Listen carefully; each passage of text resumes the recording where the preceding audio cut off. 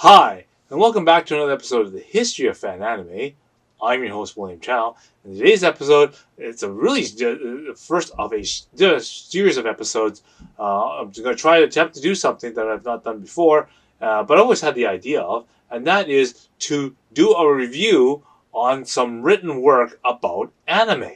Okay, so people have been using anime to write essays, to write like theses and documents, and obviously homework assignments and that kind of stuff about anime.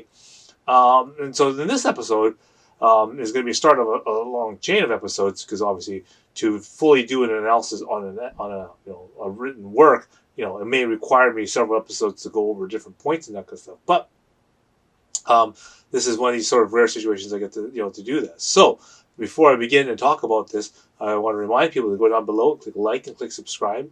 Again, any sort of comments and things that you would write down does help the YouTube algorithm. So at least hitting that like definitely does really help. So do please do that. Again, if you want to support me financially, I do have the super thanks button available, as well as the PayPal and Patreon links. Again, I've now added a little more content to the Patreon. So again, if people who are interested in my new ebook that's out, I've now added video versions of that available now. Again, so again, you can go to the Patreon, you can log in for free, and again, I've made it so that any of the paid accounts, has access to that first ebook for free, and the video version, you get a massive discount on it as well. So in case you would like to get a video version of the ebook, okay, as well as the audiobook as well. So do check that out.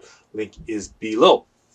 Okay, so as I said, in this episode, I'm going to be going through and doing analysis on these written pieces of work. So people have obviously submitted either thesis documents or maybe their homework assignments, or that's for some of the writing, creative writing, or in this case it's whatever studies that they happen to be doing. Okay, and it uses a lot of references to anime, and part of the reason why I made this this channel is to inform people and to record and document history, of this age of anime that we've had in North America.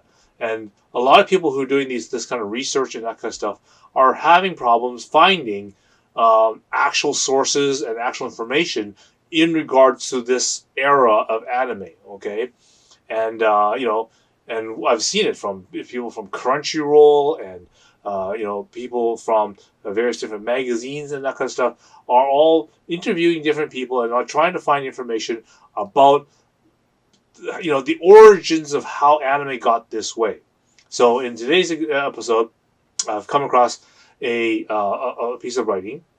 Okay, it does have this sort of a political sort of type of leaning towards it. Okay, and again, I don't want to talk politics and that kind of stuff, and most people don't really care, especially on this particular part of the channel, because my emphasis is on this again, documenting a time period in our history that that transpired and isn't well documented. Not very many people have written too many articles and that kind of stuff about it, and not too many people, especially from this particular era, have basically documented what exactly has gone on in this thing.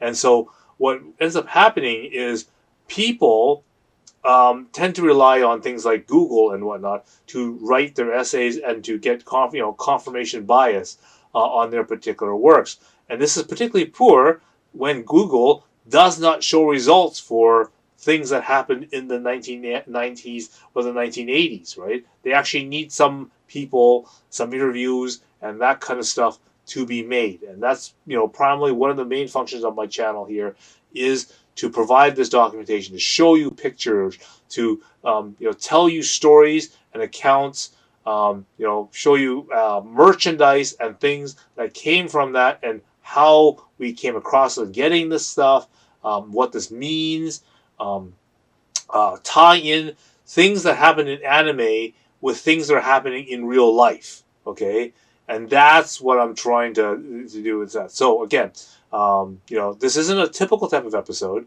and the way that I'm tackling this episode is maybe a little bit strange and very very long. Okay, but I assure you, even though we are touching a little bit on politics, do not pay attention to it too much because I won't delve too deeply into it. Okay, I'll touch on it, but I won't really get into why what particular things that happen on that, because there's a lot of factors and that kind of stuff, and that's not what this particular channel is really about to. But what I want to address, and which is the most important thing, is when people do research, okay, and they go and try to find information that supports their research, okay, and they use Google and that kind of stuff, this is confirmation bias. The fact that you're specifically looking for information and looking for essentially yes men, okay, people that will say yes to whatever you say, to basically confirm what you're writing. And of course, this is really poor scientific method, right? And since the topic is anime, I want to be this person that comes in and says, okay, using my own accounts, my own and whatever evidence and documentations and that kind of stuff, fan letters and newsletters, merchandise, art books, or whatever that happens to be, that I have available as a historic archive. I want to present it to you and tell my story in helping you understand and build this picture, the story. If you want to, kind of have a vision that's not just in front of you but around you, right? What are all the other factors that transcribe around you? So when I describe what the environment of, let's say, an anime convention in 1991, or some of the funny stories and conflicts and cosplay and that kind of stuff that happened at Comic-Con in '89. Okay, I want to not only tell you the story, I want to see if I can get you some pictures. I want to give you some context of why this is this particular thing happened. Was there any other things happening at the con that might have transpired? What about any sort of popular culture things that were also happening, or news stories that was happening at that particular time that has a significance of why this sort of thing occurred in anime? And this is what I want to present. Okay, this is the history part and the accounting part and of course the recording of and documentating of this kind of history, because as I said, um, we're all getting older, okay, and if we don't tell our story, if we don't get it, told in and documented, then we may become people like Carl Masick, Don Yee, Torrance Smith, all these people who are pivotal members of the anime community, but they're no longer around anymore, and they can't tell their story, and and all the things, whether or not good, bad, conflicts, their opinions on stuff, on how they handled things, and all the inside stories that we can't find on Google, and people didn't post on any sort of form, gets lost. Okay, that part of history is lost, and until someone comes through and documents it, maybe brings out some receipts and brings out some scripts or things of basically historical importance, okay, like these anime artifacts, if you will, okay, um, you know their story will never be fully, as I said, fully appreciated and fully understood, and then it'll be just basically left for interpretation. And one good example I just did a few episodes ago is the story of the most mysterious song on the internet. Okay, the mere fact that it is highly possible that most members of the band who wrote that song are no longer around. Even the producer that probably made that thing is probably, maybe, possibly no longer around. And with that, it may be very impossible to find out who exactly wrote that song and where it came from and that kind of stuff. And it may be just one of those untold, basically unsolved mysteries, right? And in this era, at this particular time, there should be no excuse for these untold mysteries or unsolved unresolved and unsolved anime things in history. Because as I said, we are still very, very young. As I said, we have entered a year of 40 years of anime in North America here. We should be able to have and document our own history and be able to do that, because as I said, we're not that old yet. Not that old yet, so let's get that. Okay, so anyway, I apologize for such a long opening. But yes, so here we're going to be in. I'm going to break this up into smaller episodes, and I'm going to kind of spread them out so that it's more digestible, and people can think about and do the different things rather than one big, huge 5-hour, 6-hour long video. Okay, so I'll break it up for you. All right. So without further delay, let's begin. Okay, so I'm just going to continue on and just sort of rehash what I left off at in the last episode. While Nancy Bellum challenges the idea of the Usenet as a masculine space, looking at the overwhelming female Usenet group, rec.arts.anime focus on soap opera fandom, I consider rec.arts.anime as one of the aforementioned male territories. Okay, so again, just to sort of rehash that, although, these internet Usenet groups are very, very narrow, okay, because there's only a certain amount of people can access these things, primarily male, but there are a couple of different, sort of spaces, such as, for example, records.soaps. Again, that this most men don't care about, General Hospital or Falcon Crest or what are these afternoon soap operas, because no one really gives a crap about that stuff, And not to include that most of the people who are have the time in the middle of the afternoon to watch these stupid shows, aren't at work trying to do research at NASA or working with the IRS during business hours, because all these soap operas are in the middle of the afternoon, right? Okay, so a lot of people who are watching these things and reacting on these things aren't on these news groups and that kind of stuff at this particular time. Even if they even had access, for that matter, for the most part, because again, unless you work at one of these government institutions, i.e. having a .gov, NASA.gov, for example, IRS.gov, or you work at a university and you have the .edu extensions to your email addresses and stuff, you don't have access to these groups anyway. Okay.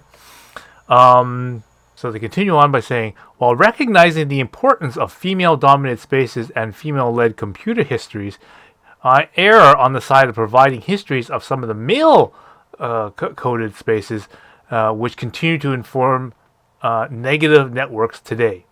So here we are going, okay, so we recognize that there's this soap opera news group accessed by very few people that actually would have the opportunity to watch said soap operas, right? You'd probably have better access and better information to soap operas and that kind of stuff by going down to the drugstore and buying, the People's Magazine or the TV Guide magazine, which focuses on soap operas and recounting what happens and the ongoing plots going on with these soap operas. You probably get way more information going to those things than going to this news group. Because as I said, the accessibility is a huge issue here. The target audience that you're trying to get to come onto this news group is not there. Very few people in that target audience are actually on this news group. Okay, so likewise, so here we have this male-dominated space called rec.arts.anime. Again, this is a very privileged group of people who use this news group to basically get information and spread information about the internet. Not all anime fans are able to access this group. Even the core people who wanted to really access this kind of thing aren't on this thing. Okay? Here I am, by 1993, okay, I've already, we'll have subtitled probably close to 300, 400 episodes of anime, okay, and we're just about ready to embark on, doing things like Sailor Moon and whatnot, and getting ready for the big, rush of people coming in to the anime community, the entire female audience to this genre. I didn't have proper access to this. So, even big players in the fandom industry don't have access and use of this internet thing. Okay, the people who do have access, though, as I said, are these people who work in government installations. Okay, which again probably have better things to do with their time during the day than to goof around on on rec.arts.anime and going through things and whatnot, right? There's people obviously one of the biggest players is from Radman Project. He works at JPL. Okay, he's part of the team that put Voyager out to Jupiter and Saturn and beyond. Okay, he's got better things to do. All right, than to argue over people over Radman Project translations. Okay, because that's just not his thing, and he doesn't have the time to do that. And so, yeah, those people are there.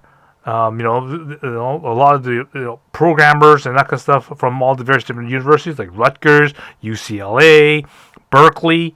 Okay, they're all in there. Okay, maybe they have nothing better to do, during their programming stints and that kind of stuff. Sure, I'd say that the mass majority of the targeted audience that the Japanese want for anime is in that demographic, right? College students, university students, right? Because they're the people who had access to the internet, and they're the ones that they're appealing this anime to. And again, one of the things that the Japanese have marketed to these people for virtually all the animes up to 1995 and probably a little bit beyond too, but the core marketing is the 3Gs.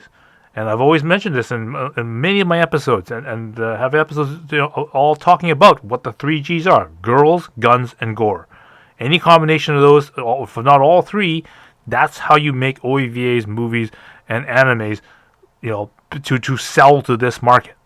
Okay, and it probably wasn't until literally, Sailor Moon. That was the pivotal one that switched and added the other segment of the population, at least in here in North America, here.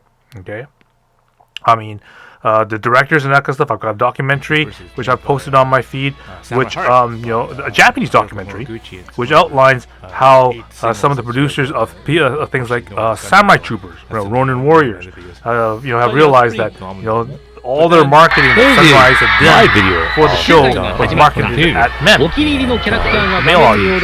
But realized that the female audience is rather amazing. Almost too. Not necessarily just the anime facility work, but for the same idols, the rise of the rock band. But again, that's a Japanese thing. Didn't occur in North America. And again, Sailor Moon and that movement didn't begin until 95. Okay, so again, we're talking about a very despairing discrepancy over who has access to a lot of the information and the networking available here, and what actually is happening in the real world in terms of communication. Because for the most part, these people who don't have access to the internet, they worked off of mail. They worked off of these fan clubs, these fan groups, and these groupings of people to get their anime, to get their information, and whatnot. Okay, and that's how they grow their group, they grow their numbers, is through networking, okay, and through physical mail, not the internet. And that's something that a lot of modern people, in the convenience of the internet, don't realize that when you go back 20 years like this, 40 years like this, into the 80s and that kind of stuff, this is the environment you get. You don't have the internet as yet. You don't have Windows 95. Anything before 1995, you don't have Windows 95, okay?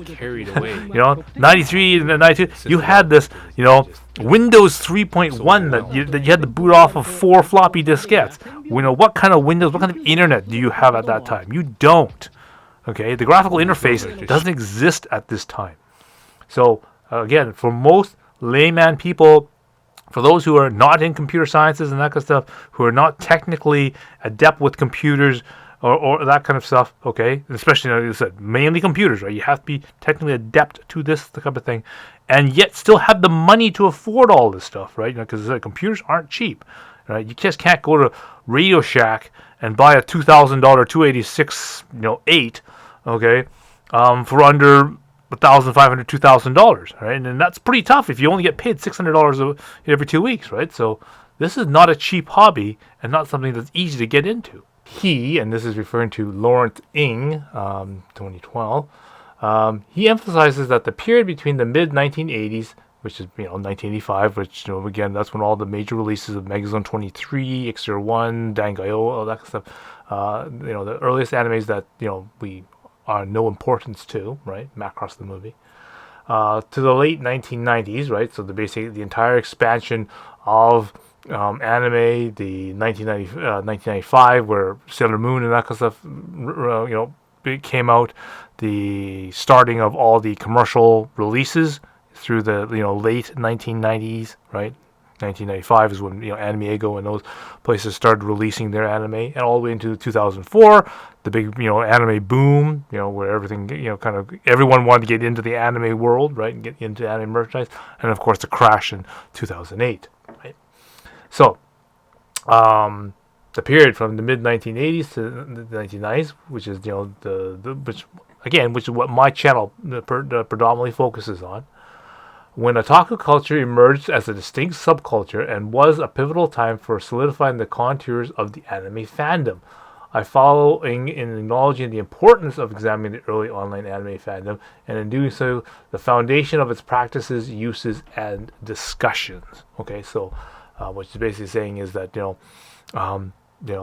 this period of time, okay, is what is defined as the early resources of the anime. And again, this is what I do in my channel to help you build in your mind what life was like. Try to give you a very clear picture of not just what I see and what I feel and what I experience around me, but some of the dynamics that are happening and some of the interpersonal relationships, interactions, the type of people, social construction, that kind of stuff that are happening, and social situations that are also happening. Modern pop culture and that kind of stuff that is happening parallel to this, because again, we draw a lot on this because that is what influences us. What gets us into a lot of these hobbies. And maybe draws us to anime, because again, for example, the rise of pop culture of science fiction movies, for example, is what brings a lot of people into anime, because they came from Star Wars, Star Trek, sci-fi movies, sci-fi novels, okay, as well as people who come in from the comic book era, not just Marvel and DC and that kind of stuff, but also the independents and whatnot. So I am, as part of my channel, trying to bring all this into light. And this is the problem with people who do Google researching and that kind of stuff. They go and cite a reference like this, okay, and they read, one person's sort of background from a book, from an interview or whatever, and through this, sort of, obviously some sort of prose that this person has wrote, and through that, thinks that they can grab certain pieces of information and use it in their, towards their, to their purpose, or to their, for their usage, out of context of what other factors that may be going on. Okay, and so this is a dangerous activity, because it shows that you're basically, it's essentially cherry picking exactly what you need to hear and what you want. Okay, and this is very dangerous, because this is basically the same thing as having yes men. You go to look for confirmation bias. You want someone, another person's opinion, but how useful is that person's opinion if that person is going to agree with you? Okay, how good is that Google search if all you're looking for are things that confirm what you are trying to look for, right? Like, or your particular angle. If your Google search is aimed and tailored that way, you're just looking for things that agree with you, not things that are trying to make the picture clear for yourself. We all have susceptibility to bias. Search engines on the internet are the epitome of confirmation bias. And you're going to use that as evidence that you are correct? No. The good thing about science is that it's true whether or not you believe in it. What does it mean to be skeptical? What does it mean to be convinced by data? A proper skeptic questions what they're unsure of, but recognizes when valid evidence is presented to change their mind.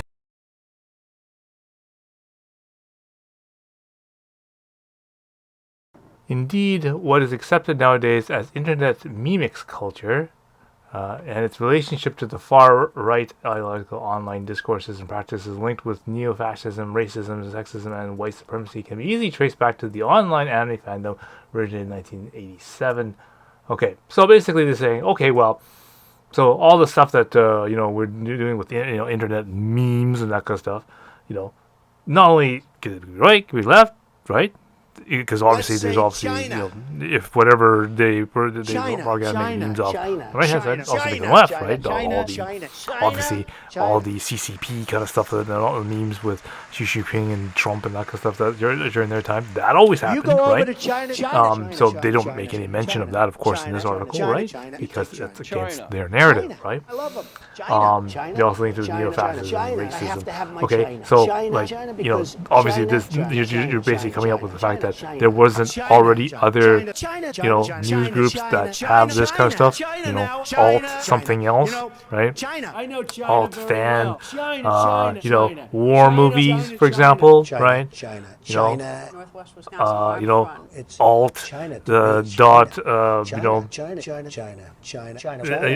you can see because they have other groups which are not just fan groups, but they're specifically related for quote news and discussions on these particular topics. Of course, they to obviously write any of this stuff down. Also, the other things having to do with supremacy and that kind of stuff. Yeah, again, they actually had groups for them, but they didn't mention any of these, because they're all 100% related and linked to the internet and that kind of stuff. And what basically what it boils down to is if you wanted to have a discussionary group or make a discussionary group or say you wanted to have discussionary groups of these kind of things, and someone has the initiative to build some group or channel or whatever, okay, they'll do so. All right. And then that will propagate whatever you want to say and gather whatever kind of people you want to do it. And just the fact that because you decide to pick on anime, we just think that again, that's basically cherry picking the something that's relatively mundane, rather than going after the actual news groups that promoted this stuff. Right? But that would be just too easy, and that's that seems to go against someone's narrative. So that's why they don't pick it. Okay, so again, I don't want to get into politics and whatnot, but I just wanted to show that it's not just the alt-right, it's also the alt-left, okay? And basically it just shows that anime has nothing to do with the orientation of whichever way you want. You want to, there's a clear case of just cherry-picking some, footage and just kind of ignoring the others, saying that, it must only exist on one side or the other. False. Obviously it exists on both sides. When visiting her male interviewees from Blue Sky Online forum, hanging out with the virtual pub, Lori Kendall notes that next to the television are shelves of videos, mostly Japanese animation. Okay? So, obviously, if you were an anime fan at this time of 2002, and, you had lots of, anime and that kind of stuff, sure, you're going to have whole bunch of different anime of whatever, Akira, Ranma, whatever, all on DVDs and that kind of stuff, or VHS tapes or whatever, all by your TV. But most likely you probably have some other stuff. You probably have some, usually we're usually interested in a lot of music, whether it's Japanese music or American music, right? Because a lot of the people that are really interested in anime are interested in the 80s and 90s bands, okay? So whether or not it be a lot of heavy metal, hair metal, death metal, 90s was obviously lots of grunge, right? So you got all that kind of stuff. If that's your thing, you probably have a couple of those kind of things in there, whether it be audio cassettes or CDs. Obviously, the older the anime fan, you're going to probably have audio cassettes of some of the things that you tape traded, because again, the way that we got a lot of the anime in the early ages, prior to the 90s and prior to the commercialization of a lot of anime, a lot of those things we would have had to have traded for. So maybe those people would have lots of those things. But we don't seem to describe or indicate any information about that particular thing, because we don't want to, blame any of the goth people or all the death metal people or whatnot, that kind of stuff. They also, generally speaking, are fans of other things. Usually anime fans migrated to anime because they were interested in science fiction, or usually from like comic book worlds and that kind of stuff. So maybe then they'd have lots of other DVDs of things like Batman, Superman, and other sort of those type of movies also on the shelf. Makes no mention of those, right? But most anime fans would probably have those on their shelves at that sort of time. Either that, or they came from the sci-fi era, okay? In which case, they probably would have had a lot of the most popular sci-fi movies on there. Star Wars, Star Trek, at this time, maybe, at that time, maybe things like Babylon 5, Stargate SG-1, even all the very popular movies like, Terminator, Aliens, all those would probably be, good candidates to also have on the shelf. But no mention of those, of course, because they're not part of the narrative, right? What else would be probably very common for people, who are hanging out and that kind of stuff, right? Because again, I ran a store. A lot of people would come in to hang out, to do things. What would they be interested in doing? Video games, right? They most likely have a console hooked up to this TV. And so, 2002, obviously, with the most popular games would be on the PlayStation. Maybe they're a little special and they have a Sega Saturn or a Dreamcast or something like that, maybe, right? And then, of course, then they would have, obviously, mixed into that Japanese anime would be obviously some games of anime. Maybe it's like Street Fighter, maybe it's Dragon Ball, maybe it's, Grand Theft Auto, and that kind of stuff. But no mention of that. No. We can't possibly have toxic behavior coming out of video games. No. That's against the narrative, right?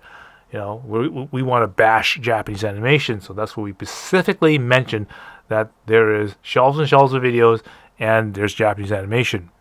Not necessarily that maybe there's some Japanese animation video games like Dead or Alive Beach Volleyball or Street Fighter, okay, Grand Theft Auto, okay, very, very popular games at this particular time. But you go to the convention to enjoy other people's company, other people, and the community aspects. Yeah, the interaction with the anime. Yeah.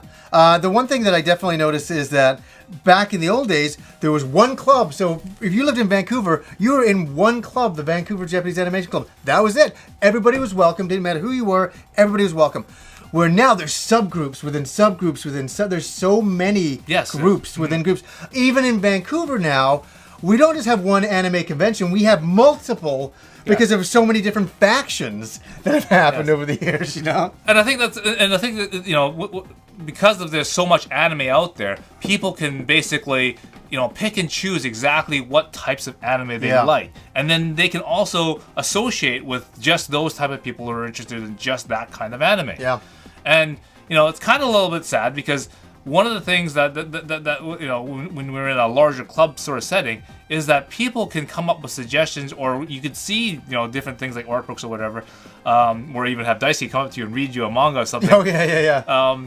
And of something that's totally out in left field that you would never ever thought about, but because he's sometimes his enthusiasm is really infectious. Yeah, you learn about new stuff. Yeah, you learn about new stuff. Like, I mean, for example, I would have never gotten into magical girl shows. Yeah. If it wasn't for Daisuke, because he'd be like reading a manga and he'd pull out a particular funny a part of the manga and you'd read it out and it's like that's pretty cool. Yeah. And then so that's how we got into things like Miracle Girls and Hime-chan's Ribbon and Red Riding Hood Cha-Cha. I mean, with a name like that, you'd think Red Riding Hood Cha-Cha. I mean, that sounds like a kid's show. I mean, that's like the amount of.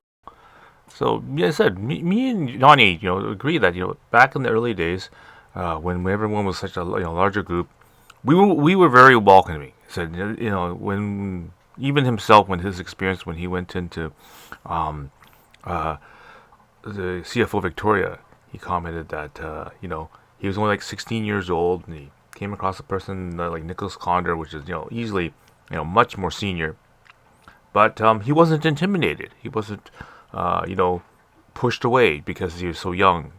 And same thing with our group. When we did the Trout Lake Community Center, we welcomed women, we welcomed kids, high school kids. We welcomed the old the older generation that liked all the the Giant Godzilla and Star Blazers crew, and didn't matter if you're on the left or the right or up or down or in and out, whatever. That stuff didn't matter. What mattered was the anime. And I think that's the one thing that's really important to note. The second thing that he also mentions is that as time went on and as the anime returned from the past and on to the to the present, we went from a single group to smaller faction groups, right? So if you were only just interested in magical girl shows or whatever, then you could create a group, and you could have your own people in that sort of group. What you'll get is a group of people, for example, interested in Magic the Gathering, and they want to play cards. So what they'll do is they'll arrange a special night. Let's say once every month, they'll meet at someone's place on a Saturday, and then they'll go there and they'll play tournaments. They'll do a draft or whatever. They have that special one sort of group for that. You'll have other groups that maybe want to play like a Dungeons and Dragons campaign, and so they'll make a special once a week, once a month, whatever time that they'll get together and they'll do that. So just because we had one we met as a group, it doesn't mean that things couldn't shift, and that's exactly what sort of happens with news groups, right? Even though you start from maybe a centralized starting position, it doesn't prevent people from splintering off and making their own sort of thing and concentrating on their own little things. And this sort of happens with the the news groups at the beginning, right? Sure, there was rec.arts.anime, but even in '91 when Ken or me decided, okay, yeah, we'll make an alt.fans.Sailor Moon, so that all the Sailor Moon fans can go over there and they can talk specifically Sailor Moon. Usenet has its mailing list, right? So we got away from the rec.arts.anime, and we're gonna go to a group that talks specifically about Usenet. There's no spam. There's no other information that's not Usenet on this mailing list, and then you basically forwarded information to people who are specifically interested in Usenet. Okay, and so this stuff's all split up, and people just essentially get to go their own way, produce their own products and messages and content specifically for their users and their particular clientele. Okay, I just wanted to point that clip out from the Happy Console Gamer when I did his interview with him. Staples of geek culture in the participatory culture. Masanari names anime as one of them, yet neither digital culture studies nor anime studies has sufficiently addressed the history of online anime culture and the role that anime has played to the evolution of the right-wing politics online in the U.S. context and beyond.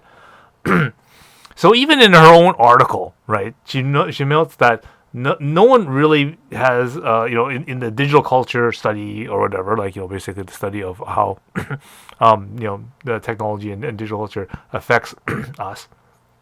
And anime studies, okay, if that's a thing, I guess female studies is another. Gender studies is probably one of those stupid courses nowadays.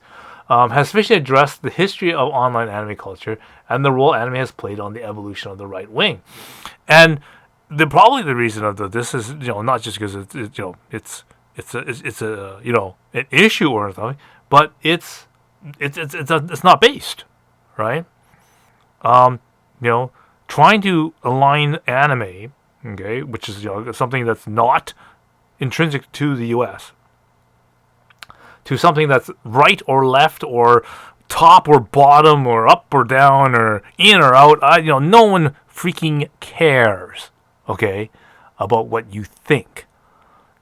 It is, hey, just give me my anime and keep your whatever opinions and that kind of stuff out of it.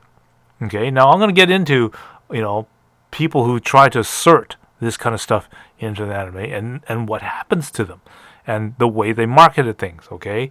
And, this, I'll when we get to that part of the thing, then we will get into that. But basically, the core anime fan does not give a crap about left, right, in, out, up, down, whatever you want to call it, all right?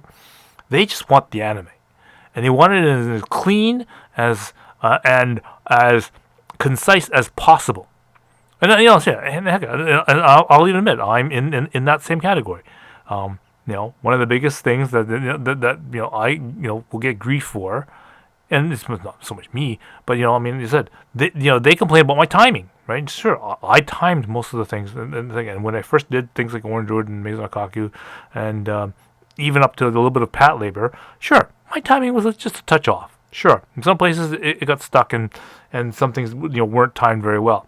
But later on, when I got my store in and that kind of stuff, and other people started doing the timing, and they started doing paying attention to it, and I basically offloaded a lot of that job to other people.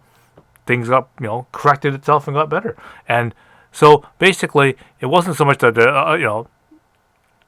I didn't correct myself or handle the criticism poorly. It is that I recognize my problems and things, and I knew that the anime fans expect a certain quality. Okay, they expect accuracy, and they expect a quality product. Sure, it was free for the most part, right? We're doing this as fans, as a labor of love. Okay, we're doing this because no one else is doing it. We're doing this because if I don't do it, and nobody else takes the initiative to do it, you got nothing. Okay, and so this is better than nothing. So I get it. There are things that might be not to your flavor, but this is what you have. If you don't like it, you can do better, right? You can go back to Japan, and you can go to Japan and get the original Japanese stuff, because that's what the advantage of that you can do with this type of media is that the media doesn't belong to North America. It doesn't belong to any U.S. company per se. The word, right? Not like, for example, Star Wars. If you want to ruin Star Wars and make it all woke and everything like that, and the fans hate it, well, there's nothing they can do about it, right? Because that's the way they wrote it, that's the way they filmed it, and that's the way they presented it. Suck it up. You're gonna like it, and if you don't like it, don't buy it. Fine. So people don't buy it. It crashes, and that's why all the franchises, the last, say 10 movies that Disney releases are total crap. Okay. Because people speak with their wallets, right? You can't antagonize the fans of these franchises and expect them to buy your product if you basically bash the fans for not seeing your personal point of view. Because if they don't see your point of view and they don't follow your page, then they don't have to buy your merchandise, right? And the Japanese very well know this, and they've been following by the playbook ever since. And so that's why they don't follow any of the Western ideologies. They just say, hey, what is going to sell? What is going to make us money? Can we market it to this? We don't care if it doesn't suit the narrative in another country. This is Japan, so we're going to do it our way. And if it's not, if you don't like it, that's fine. Take the highway, right? It's our way or the highway. That's the saying. And I think even in early North American culture, and and the beginning of a lot of fan politics and that kind of stuff, that has been always the narrative. The person who's in control, the person who wants to get it done, and the person who's doing all the work and the doing, it is, we're going to do it my way, or take a hike. You can do it.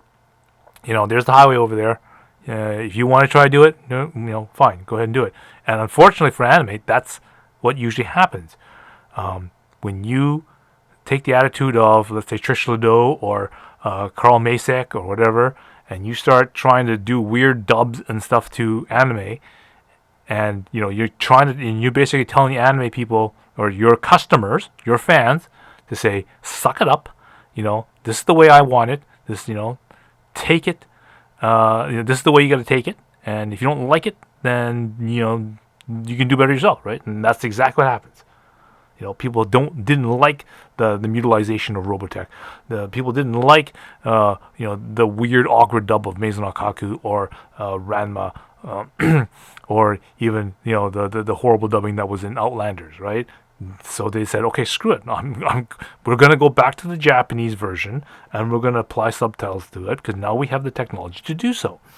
And then, of course, if you get angry that all of a sudden your sales are going down and all of a sudden, hey, why isn't the fans buying this stuff? Well, now you know why. You can't bash your fans and your customer base and expect them to come back and, pay for your merchandise that you're putting out. That's just a two-sided knife that, you can't exert in the market. And, of course, the Japanese don't do this, okay? They quickly figure out what their customers want, what their fans want, and they put that out. Keep the politics and all that other bullshit and ideologies out of it. This is what's going to sell. This is what's going to make games. This is what's going to do that. This is what we're going to do. Done. Here you have something, which is, so now the evolution of rec.arts.anime, went on to the chans, right? So 2chan was primarily a Japanese language, chat system. Sort of a little bit more better organized than rec.arts.anime, but a feed more designed for them. This is obviously the evolution of messaging boards. Okay, this is sort of the range where, hey, Usenet is not the only sort of messaging group.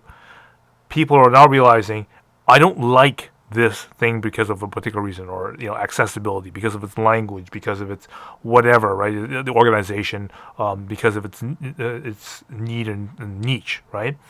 So one of the things that always happens is that, okay, well, fine, there's these other services and these other abilities that are configurable. People are learning how to get the use of the internet.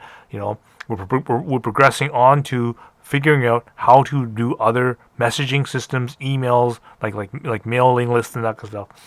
Blogs and whatnot that come through, and one of the things that came out was the invention of 2chan. Okay, so the Japanese kind of got together and they figured, okay, we're gonna make this thing, and again, most of the messages on 2chan are in Japanese, right? So again, not really accessible and not usually known for people on on the U.S. side. So somebody kind of got the effort and said, hey, okay, if we got a 2chan, let's make a 4chan, okay? And that basically is the English version of a lot of things, okay? So, and, of course, you can talk, again, a large number of different topics about, sci-fi, comics, whatever you want to talk about. And, of course, sprinkle some anime in there and whatnot. It's just, again, it's just a generic messaging group. Again, not every anime fan's going to, migrate over towards, 4chan. What's sort of also happening at this particular point is because 4chan had the ability of maybe spilling some new news or some little nuggets of information about anime, but it wasn't really focused on anime. Okay, you got better information from your local clubs and from all your mailing lists and that kind of stuff of people who are more tuned toward your thing. So, for example, if you're on a mailing list for Orange Road or Sailor Moon, okay, those people that are on that mailing list and that kind of stuff, they're better connected to the anime community for that particular anime than these people on 4chan and all this, and even rec.arts.anime at this particular time, okay? Because a lot of these people who are on there are also on these personalized forums, or they run these personalized forums, right?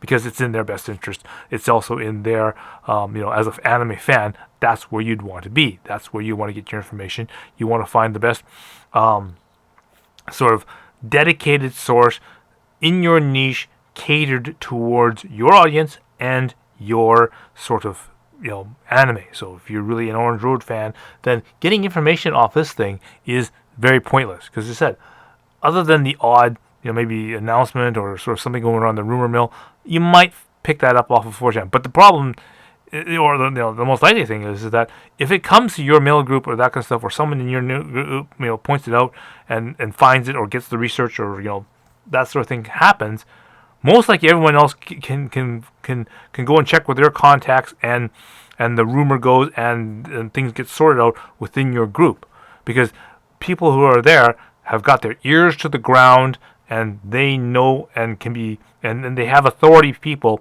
in their section that will know that kind of information, where you get just sort of randos on 4chan. So that's why no one respected and really followed 4chan for that particular reason.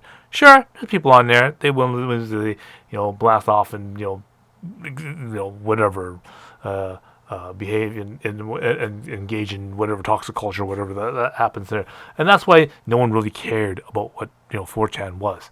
Okay, now on because we have lots of Japanese people like Daisuke and that kind of stuff, he grabbed some of the most funniest stuff off of 2chan, right?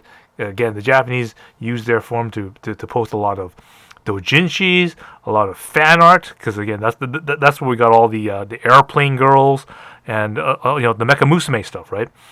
Some of the best Musume stuff and the best doujinshi links for games and that kind of stuff, and all the doujin artwork and that kind of stuff, they came from 2chan. It didn't come from 4chan. They came from 2chan.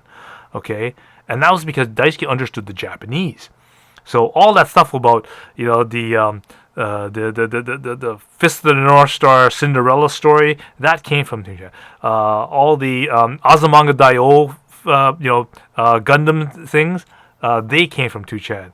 All the as I said, Mecha Musume stuff. So all that gun girls, airplane girls, tank girls, and all that kind of stuff, all came, and all that MS girls stuff, right? The Windows girls and that kind of stuff, OS tans, they all came from 2chan. Okay, so 2chan was really, really nice, and very great for producing a lot of really creative, fan-driven stuff from Japan, where 4chan was nothing like that. Okay, it had the promise of that, but it was nothing like that. It was basically just taken over by people who just want to, like shoot the crap, okay, and be the crap. Allow people to basically be their own boss and sort of run their own sort of thing. And again, that's if you want to engage in that, great. If you don't, then there are better places on the internet to engage in that. So to say that is really, really disingenuous and kind of missing the mark in terms of what its place in the internet really was like. Thank you for sticking along and basically staying with it for this long. I really appreciate that. I said again, this is not typical content that I like to do, and but I think it's very interesting. Not so much for the the topic or whatever of the particular essay here, okay? Because I don't that's probably that's politics and that kind of stuff is something I don't want to get into on this particular channel. But again, the importance of is correctly documenting events that happened in the past, especially in this very important golden era part of anime, and making and setting the record straight.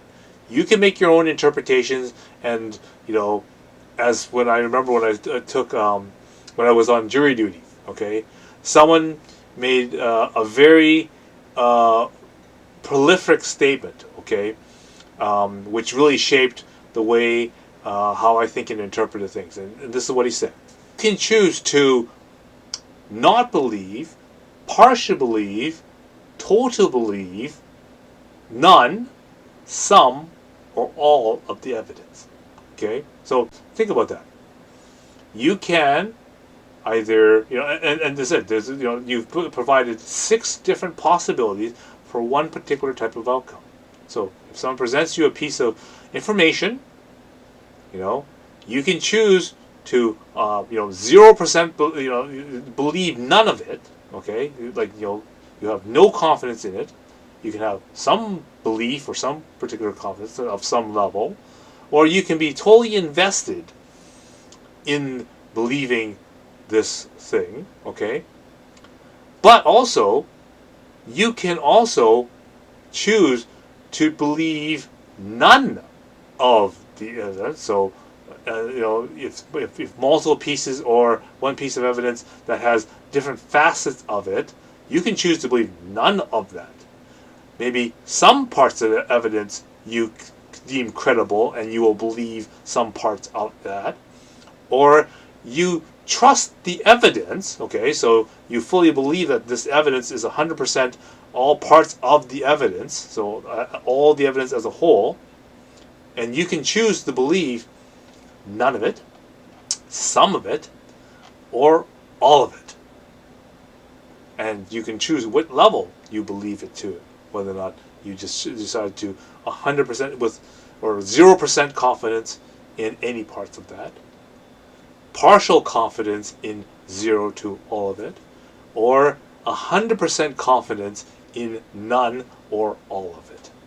Okay? Seems kind of confusing, but at the same time, it really resonated with me about how you would learn to interpret things and take the parts that you want to, that you feel credible, okay, and then you can analyze that using critical thinking to determine whether or not you wish to add this to your base of knowledge or disregard it as just total fluff, or maybe something in the middle.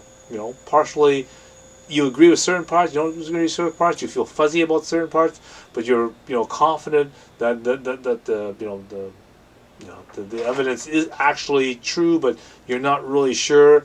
Well, that's so it handles all the different gray zones, both positively on that. So again, The goal here is to train your mind how to see the world differently, how to question what others say. I've come to realize that there are 3 categories of truth: personal truth, political truths, and the objective truths that shape our understanding of the universe. The interesting thing about an objective truth is that it's true no matter what. Imagine that. that's just something one story I like to reflect on. But again, we have more episodes of this. This is a fairly long essay, but as I said, I'll split up the episodes and have more of that again. So thank you for staying on this long. But again, don't be turned off by the fact of the topic that this is about. Because I'm not going to try to cover the politics and that kind of stuff a little bit. I'll touch on it a little bit just because I have to. But for the most part, I want to stick to the history. All right. So thank you again, and I will see you in the next episode. So until next time, I will see you again.